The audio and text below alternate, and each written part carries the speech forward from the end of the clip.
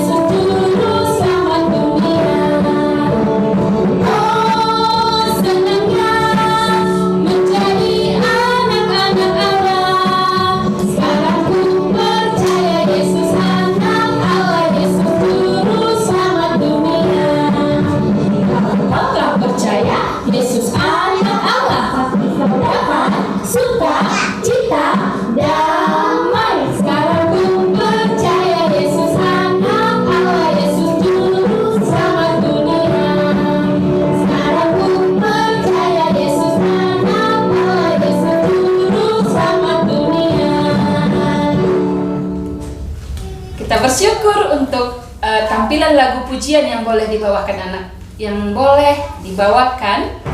anak-anak sekolah minggu. Baik adik-adik, kita boleh lipat tangan, ya, tutup mata, kita bersatu di dalam doa. Kita akan memulai. Tuhan Yesus, kami mengucap syukur kepadamu oleh karena Tuhan baik bagi hidup kami. Tuhan boleh terus memeliharakan kehidupan kami dan menaruhkan hati yang rindu akan firman-Mu bagi kami, anak-anak sekolah minggu. Tuhan, Engkau memberkati kami supaya firman Tuhan hari ini yang boleh kami sama-sama akan dengarkan, akan boleh tinggal diam di hati kami, untuk boleh kami lakukan di dalam kehidupan kami, sehingga di dalam kehidupan kami hari lepas hari, kami menyenangkan hati-Mu ya Tuhan kami. Terima kasih Tuhan Yesus, Engkau memberkati kami semuanya. Kami menyerahkan ibadah kami ini dalam nama Tuhan Yesus kami sudah berdoa. Amin. Ya adik-adik, kita akan masuk ayat hafalan kita. Sebelum kita masuk ayat hafalan kita, Mem mau bertanya, pernahkah adik-adik menantikan segala sesuatu yang belum tentu kita pikirkan? Ya, yang belum tahu kita kapan itu akan dijawab. Ya, jadi kita akan masuk ayat hafalan kita di dalam Mazmur 27 ayat 14. Seperti biasanya, kita dulu membaca alamat, baru isi, baru kembali lagi ke alamat. Mem akan membacanya dan membuka dalam Alkitab terlebih dahulu ya. Mari kita sama-sama membuka Alkitab kita di dalam Mazmur 27 ayat 14. Nantikanlah Tuhan, kuatkanlah dan teguhkanlah hatimu. Ya, nantikanlah Tuhan. Mazmur 27 ayat 14.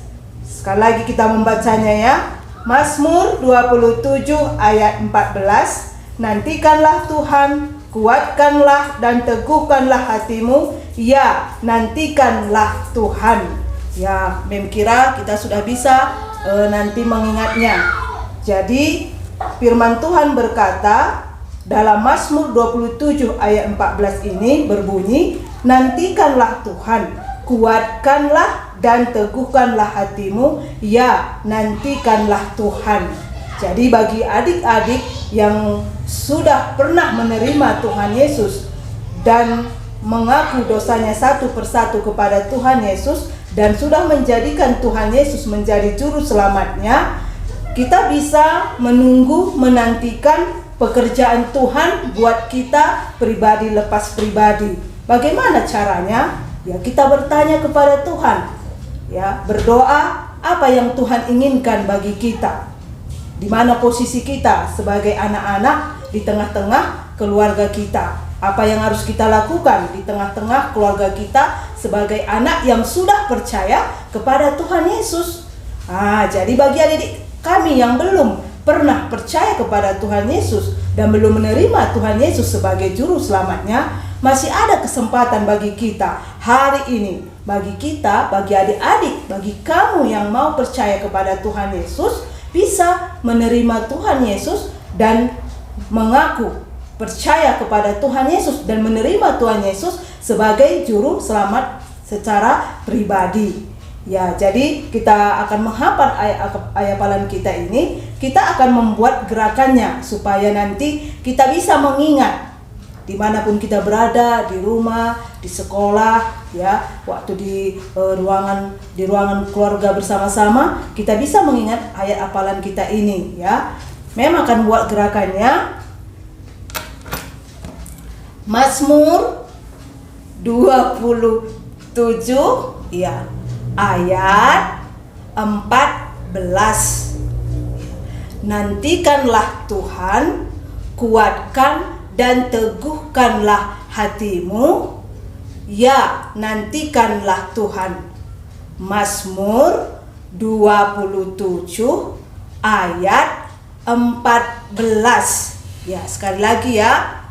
Mazmur 27 ayat 14. Nantikanlah Tuhan, kuatkanlah dan teguhkanlah hatimu. Ya, nantikanlah Tuhan. Mazmur 27 ayat 14. Kita sudah mendengarkan ayat hafalan yang menjadi kekuatan kita. Nah, adik-adik, mari kita siapkan hati. Kita akan menyambut firman Tuhan dengan lagu pujian Generasi Bagi Kristus.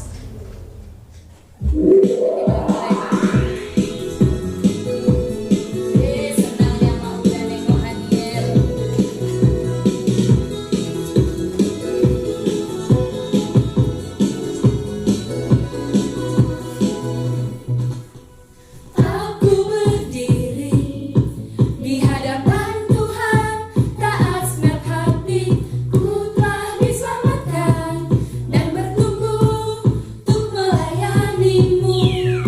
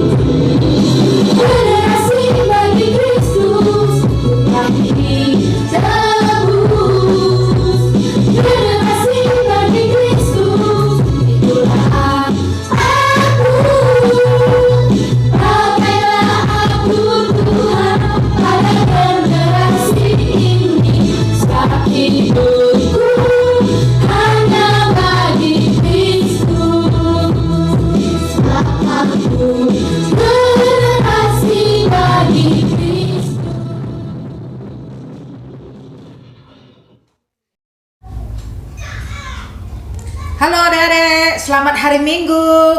Hari ini kita akan mendengarkan firman Tuhan dari kisah seorang pemuda yang percaya sama Tuhan, menantikan pekerjaan Tuhan dalam hidupnya. Sebelum kita dengarkan firman Tuhan adik-adik, mari kita berdoa dulu. Lipat tangannya, tutup matanya, mari kita berdoa bersama. Tuhan Yesus, terima kasih buat hari ini. Kami anak-anak sekolah minggu mau mendengarkan firman Tuhan. Berkati kami hari ini Tuhan, supaya melalui firman Tuhan kami semakin bisa taat sama Tuhan dan menantikan pimpinan Tuhan dalam hidup kami. Dalam nama Tuhan Yesus kami berdoa. Amin. Pernahkah adik-adik menanti, ada harapan adik-adik belum terjawab?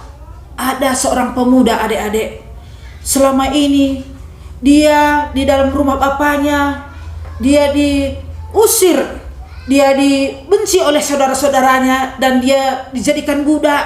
Tapi adik-adik, dia terus mengalami kesusahan, tapi dia ingat terus Tuhan. Suatu hari dia di rumah seorang Potifar, istri Potifar menggoda dia. Akhirnya dia dipenjara. Dia tidak mengerti adik-adik kenapa dia dipenjara. Tapi dia sering berdoa kepada Tuhan karena dia ingat bagaimana bapaknya mengajarkan dia supaya percaya sama Tuhan, bahwa Tuhan akan menolong. Jadi terus dia berdoa. Di dalam penjara juga dia bukan hanya menyesali nasibnya adik-adik, tetapi dia giat bekerja. Apa yang disuruh kepala tahanan, dia mau mengerjakannya sambil berdoa, sambil memohon kepada Tuhan supaya suatu hari dia dilepaskan. Suatu hari adik-adik, datanglah raja. Raja ini marah sama juru minum dan juru roti. Dia memerintahkan sama juru minum raja dan juru roti raja dimasukkan ke dalam penjara.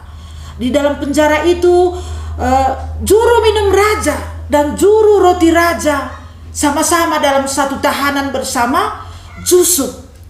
Akhirnya pada suatu malam mereka bermimpi. Besoknya pagi-pagi gelisah sekali hati juru minum raja tadi sama juru roti raja tadi. Bertanyalah Yusuf ini, apa yang terjadi tuan-tuan? Kenapa hari ini tidak ada gembira hati tuan-tuanku? Kata Yusuf. Akhirnya juru minum raja tadi bercerita, semalam aku bermimpi. Di dalam satu pohon ada 3 carang. Pohon itu pohon anggur berbuah.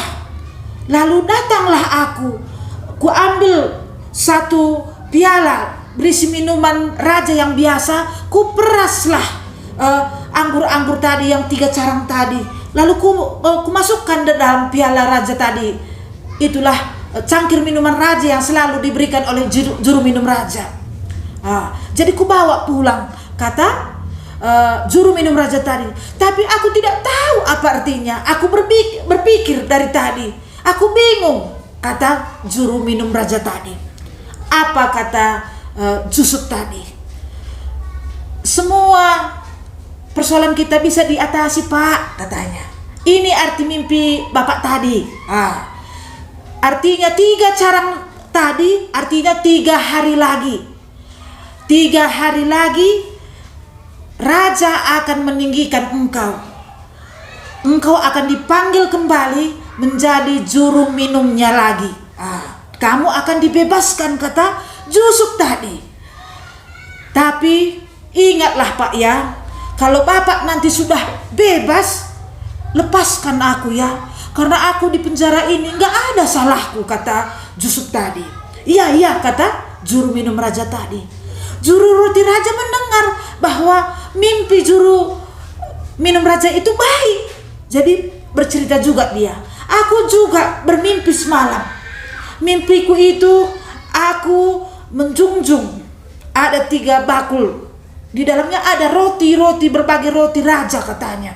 Tapi di tengah jalan ketika aku menjunjung keranjang-keranjang roti tadi, datang burung-burung memakani roti-rotiku tadi semua katanya. Apakah arti mimpiku itu? 3 keranjang tadi artinya raja akan meninggikan engkau.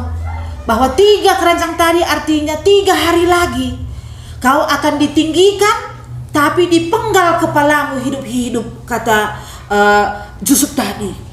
Memang betul lah, setelah 3 hari kemudian dipanggil raja lah. Pas pada waktu itu raja berulang tahun, dan betul lah juru minum raja tadi dibebaskan. Kembali dia menjadi juru minum di istana. Tetapi juru roti raja tadi, dia dipenggal kepalanya dan dibunuh. Tapi adik-adik, apa yang terjadi? Dia lupa janjinya sama Yusuf, bahwa kata Yusuf tadi, kalau dia bebas, dia akan juga lepaskan si Yusuf. Tapi Yusuf ini, adik-adik, tidak pernah menyerah. Dia terus berdoa kepada Tuhan. Dia terus mau di dalam penjara itu pun apa dikatakan kepala tahanan, dia kerjakan dengan rajin. Tapi sambil berdoa dia menanti bahwa Tuhan akan menolong dia.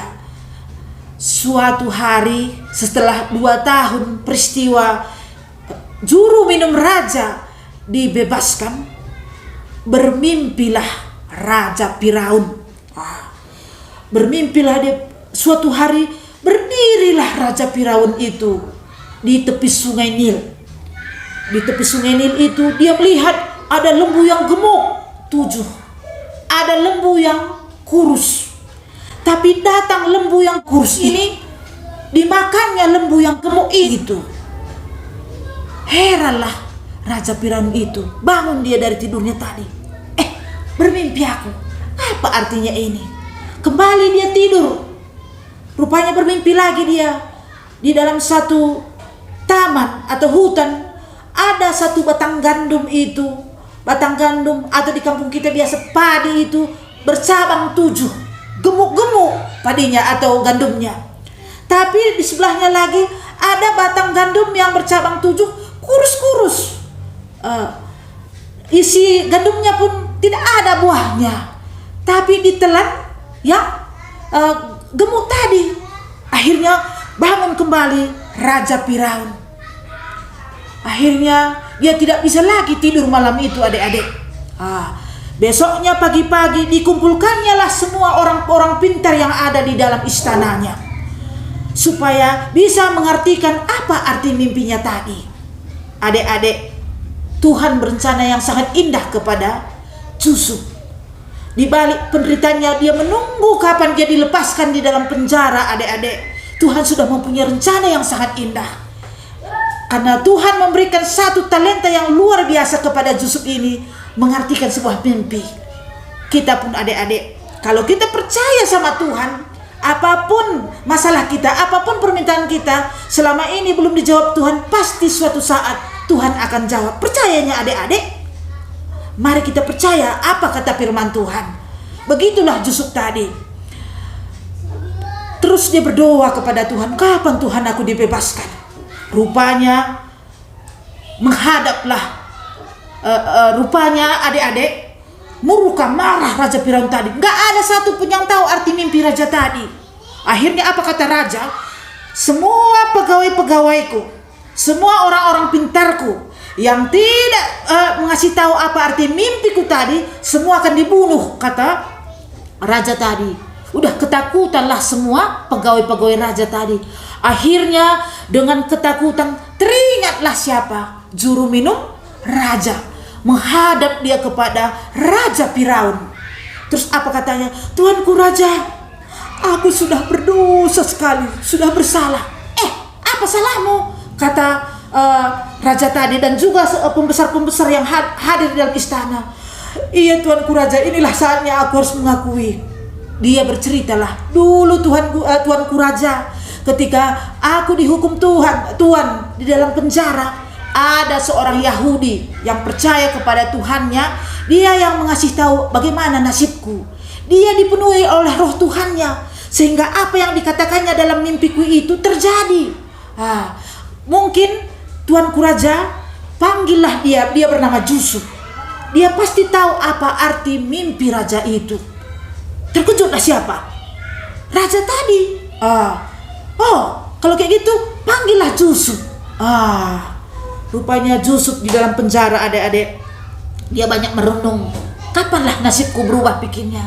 Tahu-tahu dipanggil lah. Yusuf, dipanggil. Akhirnya Yusuf dipanggil adik-adik. Mungkin di dalam penjara, rambutnya panjang, kuku-kukunya panjang. Ketika menghadap raja rupanya adik-adik nggak bisa sembarangan. Makanya dia dimandikan, dibersihkan dulu rambutnya, pakaian pun diganti. Akhirnya barulah dia bisa menghadap raja. Setelah dia menghadap raja, berjumpa dengan raja, ditanya, "Raja, kamu yang bernama Yusuf?" "Iya, tuanku raja," kata Yusuf. "Kamu bisa mengartikan mimpiku karena tak ada satupun pembantu-pembantuku, pegawai-pegawaiku yang bisa tahu arti mimpiku," kata raja tadi. Apa jawab Yusuf? "Bukan aku yang tahu, tuanku raja, tapi Allah yang menciptakan langit dan bumi ini yang mengetahuinya, yang memberikan pengertian dan artinya nanti. Karena dialah yang menciptakan kita dan karena dialah yang bisa menyelamatkan kita," kata Yusuf tadi. Percaya Raja Firaun tadi bahwa lebih tinggi Tuhan si Yusuf tadi daripada Tuhan yang selama ini disembah oleh Raja Firaun tadi. Karena Raja Firaun tadi selama ini dia menyembah dewa-dewa. Akhirnya berceritalah Raja Firaun tadi bagaimana mimpi Raja Firaun tadi kepada Yusuf tadi. Jadi datanglah Yusuf. Begini arti mimpi raja itu, katanya. 7 lembu gemuk, entah 7 gandum yang gemuk, artinya 7 tahun, tuanku raja, 7 tahun kelimpahan. Dan 7 ekor lembu yang kurus dan 7 bulir gandum yang kurus, artinya 7 tahun kelaparan, tuanku raja. Selama nanti 7 tahun di negeri tuanku ini berlimpah hasil panenan dan diberkati. Tapi selama 7 tahun juga terjadi kelaparan, tuanku, kata Yusuf tadi.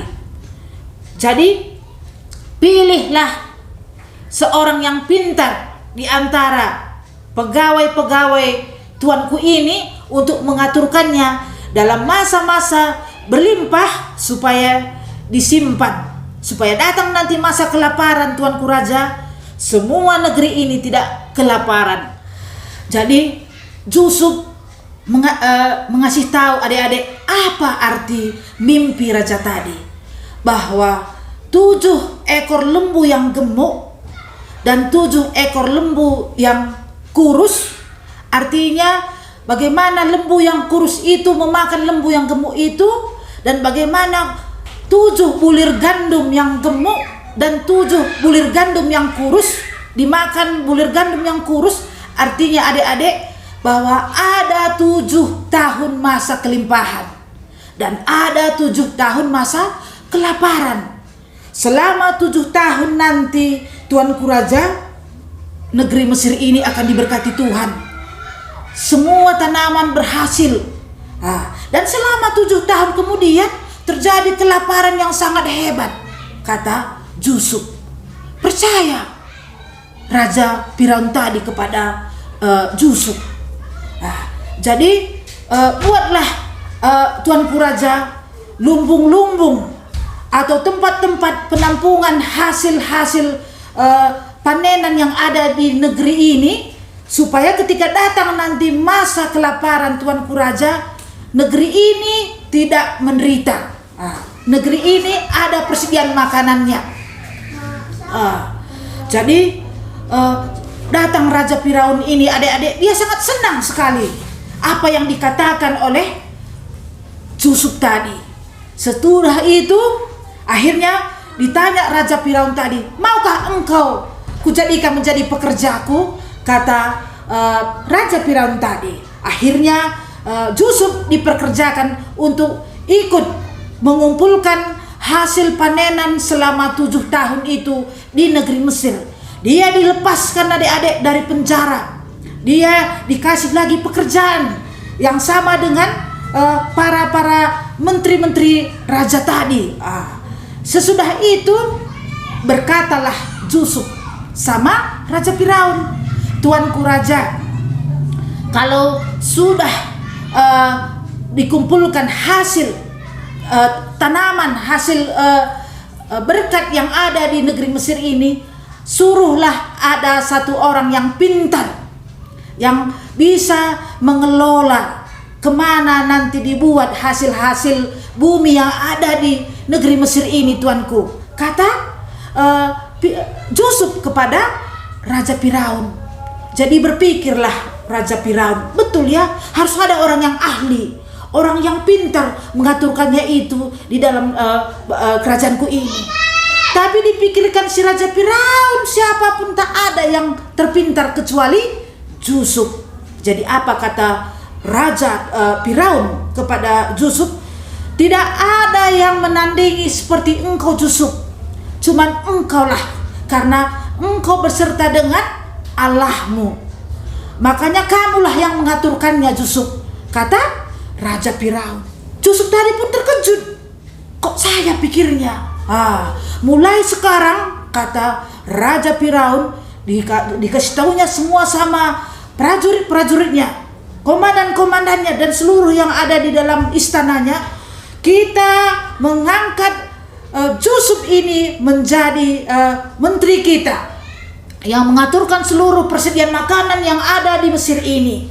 Dan tandanya aku memberikan kuasa kepada Yusuf ini, dikeluarkan Raja Firaun inilah cincinnya, dan diikatkanlah kalung emas di dalam lehernya, dan diarakkanlah dia naik kereta kebesaran Raja Firaun. Ketika itu adik-adik, semua rakyat harus memberi hormat. Jadi sangat terkejutlah si Yusuf ini ketika dia diangkat menjadi pembesar di negara Mesir. Kita pun adik-adik, selama ini ada harapan kita sama Tuhan.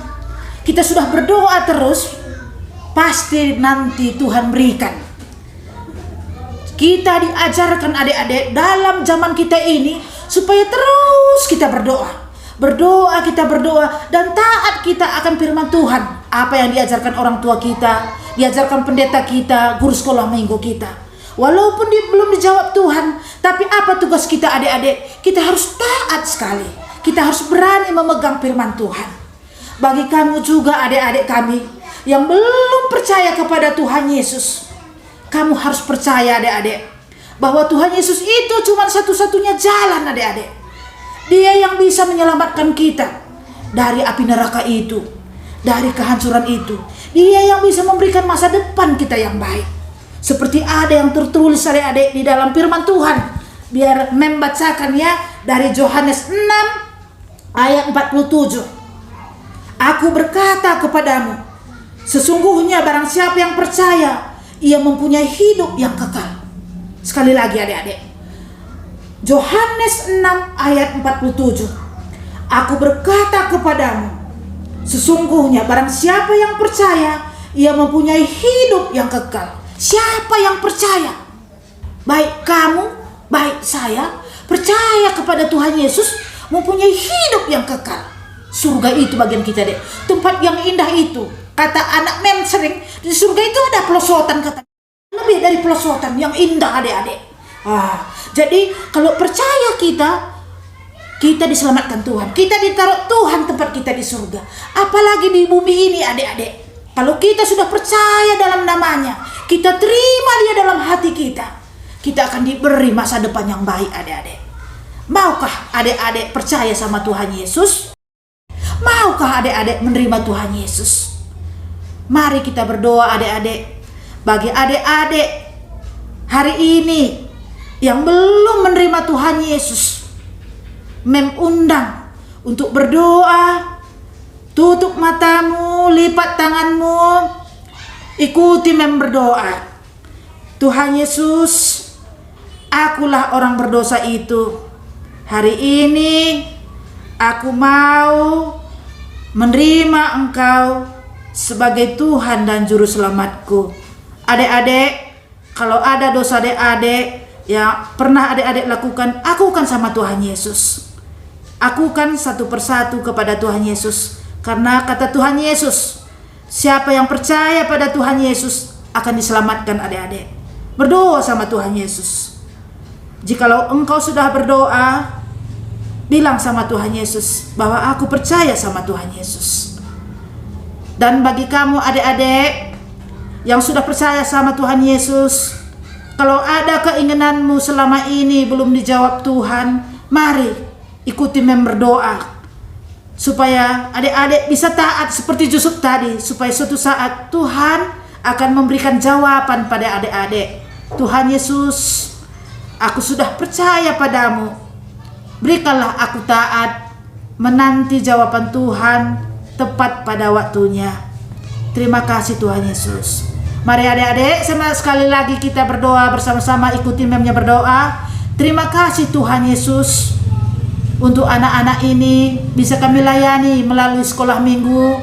Berkatilah anak-anak kami yang menerima Tuhan Yesus dan yang belum menerima Tuhan Yesus, supaya mereka Tuhan mendengar, percaya kepada Tuhan Yesus. Dia diselamatkan, dia punya hidup yang kekal.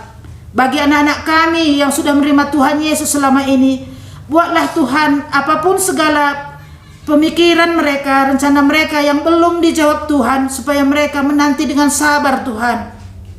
Taat dia sama Tuhan, dengar-dengaran akan ajaran Tuhan, baik melalui guru sekolah minggu, melalui pendeta Tuhan, melalui orang tua, supaya mereka melihat dan mendapat jawaban Tuhan seperti Yusuf ini tadi. Terima kasih Tuhan Yesus, Engkau memberkati kami dari kisah Yusuf ini. Dalam namamu kami berdoa, amin. Kita bersyukur adik-adik sekolah minggu untuk kebenaran firman Tuhan tentang Yusuf. Bagaimana firman Tuhan itu dari generasi ke generasi terus boleh digemakan. Dari Abraham, Ishak, Yakub, dan akhirnya ke generasi Yusuf yang hari ini kita boleh dengarkan kebenaran firman Tuhannya dan akan dilanjutkan. Tuhan mau akan dilanjutkan oleh adik-adik sekolah minggu. Adik-adik sekolah minggu lah generasi bagi Kristus. Baik adik-adik sekolah minggu, mari bangkit berdiri. Kita sama-sama ya ikuti gerakan anak-anak sekolah minggu lewat lagu pujian ini. Ya, kita sama-sama ya, mari bangkit berdiri.